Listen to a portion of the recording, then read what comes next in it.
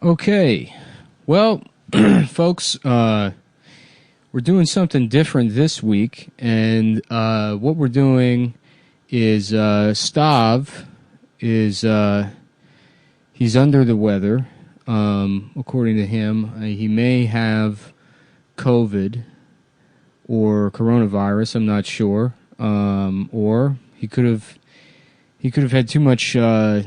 I'm thinking either Cookie Crisp or Captain Crunch, one of the cereals that fucks up the roof of your mouth. Because he said he had a sore throat, and I don't think he knows the difference between the top of his mouth and his throat. He's not very aware of his body, and so he checked out, and then we had a time set for 4:30 to do the podcast, and me and Adam sat on that, and now I'm at his apartment, and he's gone. He went to go. I think he went to go shop for records and leather jackets. He said he had the dead ass go get cool clothes. No, I'm not sure where he is, but it really doesn't. I don't think it matters because we didn't book a guest, and most people check in just to hear me clear my throat anyways. So I'm just going to start at 4:30 anyways. And, when he gets here, then he can hop in. Hopefully it's, he was accurate and when he said 20 minutes. So it'll be me doing basically like a rant style thing for the first 20 minutes. And there's a lot of stuff that I want to get into that I feel like I really haven't been able to. I haven't really been able to spread my wings because I've been held back by the politics of the show.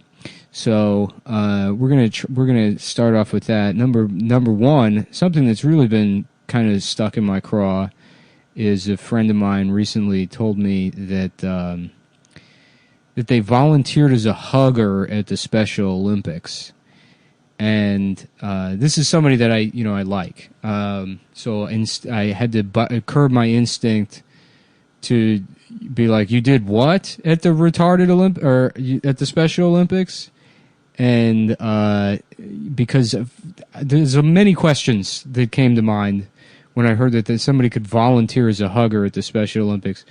Number one is I wasn't aware that there was a paucity of hugging going on at the Special Olympics that would require extra volunteers to handle, the distribution of hugs. You could have told me that was an event at the Special Olympics was hugging, and I would have believed you.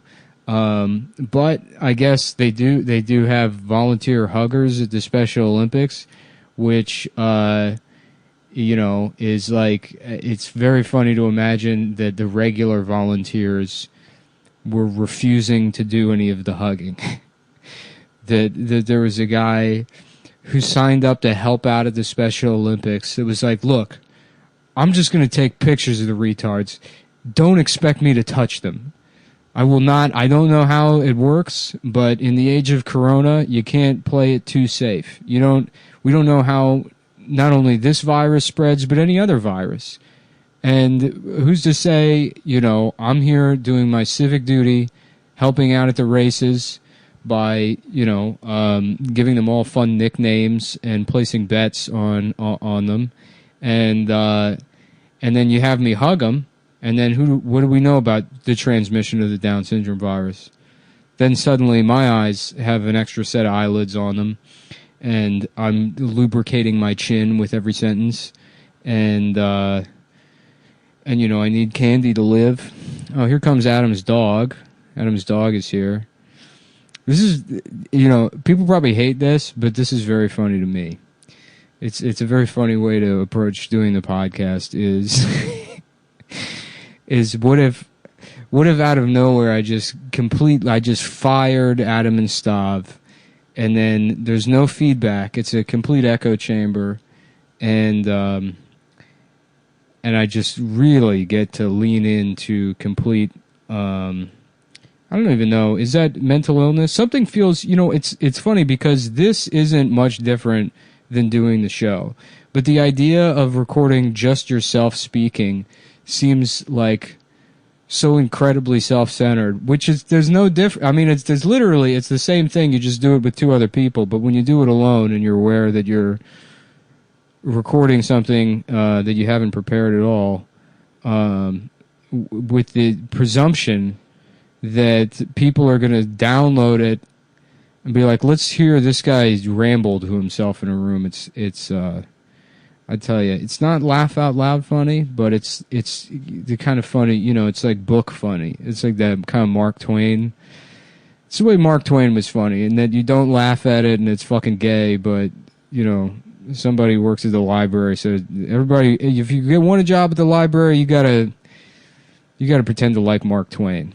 I kind of like Mark Twain. I think I said that, and it sounds cruel, but he does hold up a bit, especially, you know, some of the N-word stuff where he went hard.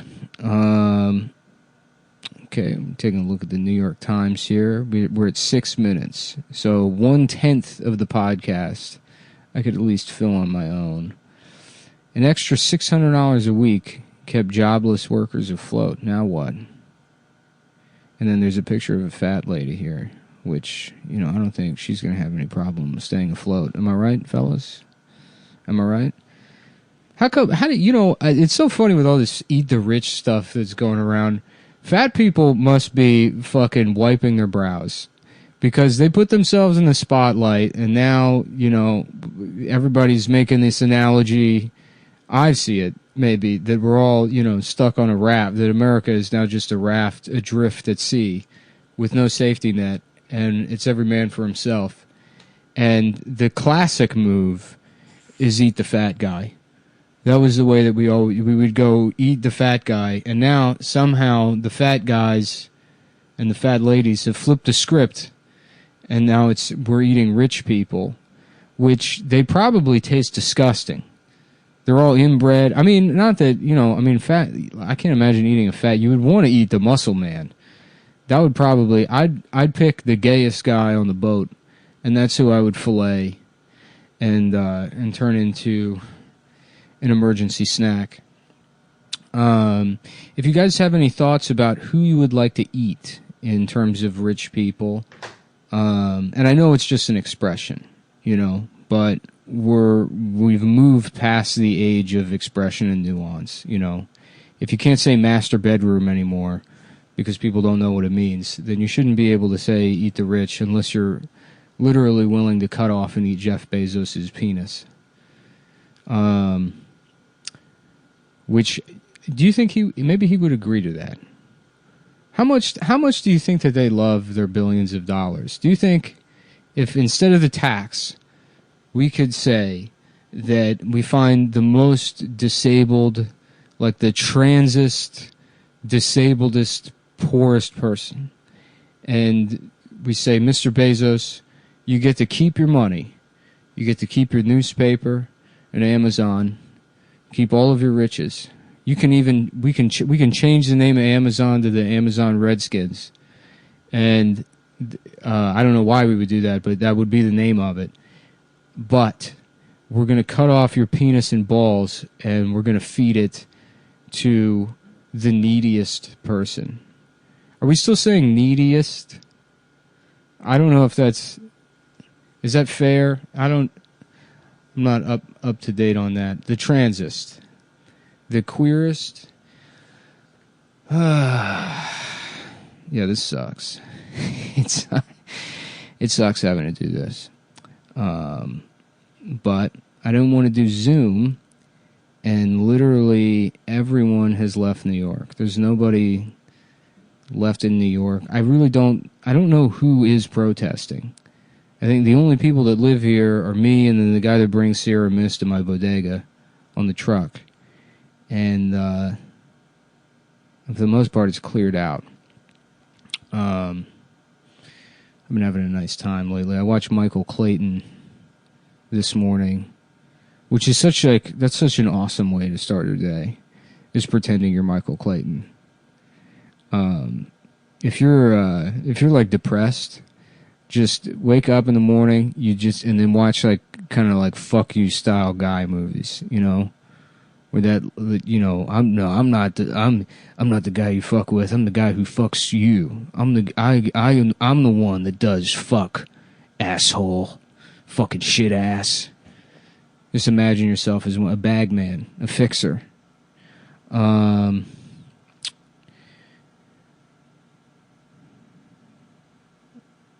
Sorry, I'm checking my DMs now.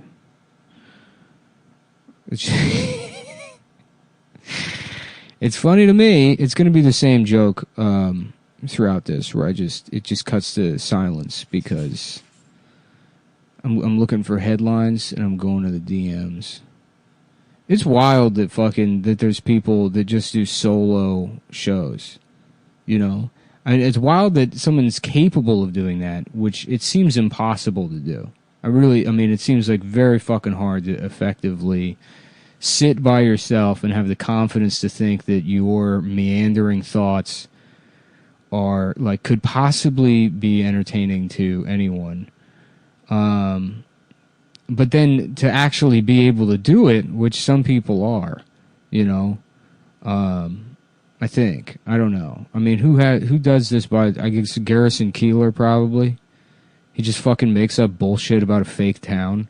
How the fuck, you know, it's funny because I think about the show and it's like, oh, we got lucky, you know? It's like a time and a place and like specifically, you know, like having 2 or 3 idiots that are friends with each other. I mean, you can find that anywhere. I mean, it's like, I just feels like this confluence of events and timing that kind of made the thing take off.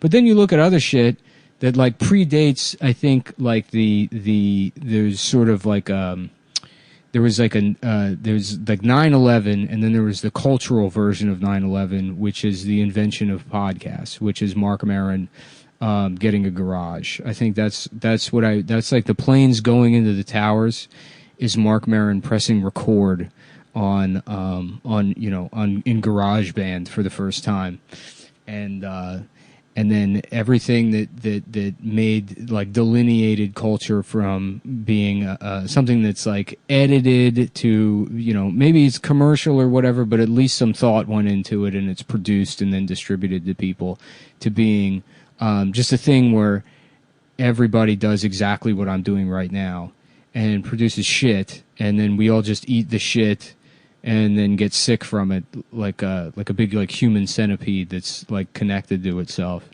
I think like, but you escape that and you go back and you look at other stuff, and there's it's always been that way. There's always been just like dog shit, like Garrison Keillor, or defending the caveman. I mean, I guess maybe Garrison Keillor does edit what he does. Maybe he puts some thought into it.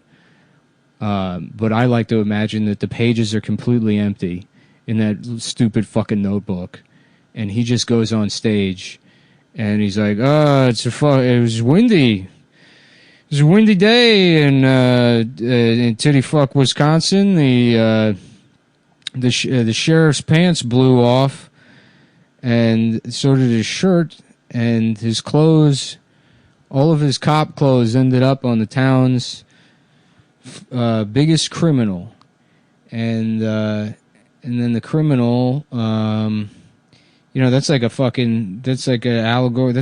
It'll take English professors years to figure out the moral of that story. And then there was a bitch named like Helga Sarsgaard, or like, you know, she's like, and her deal is she's Swedish and fat, and she's got like rosacea or something, and she's always making apple butter for people. And everybody was having a contest to see who could walk the furthest out on the frozen lake.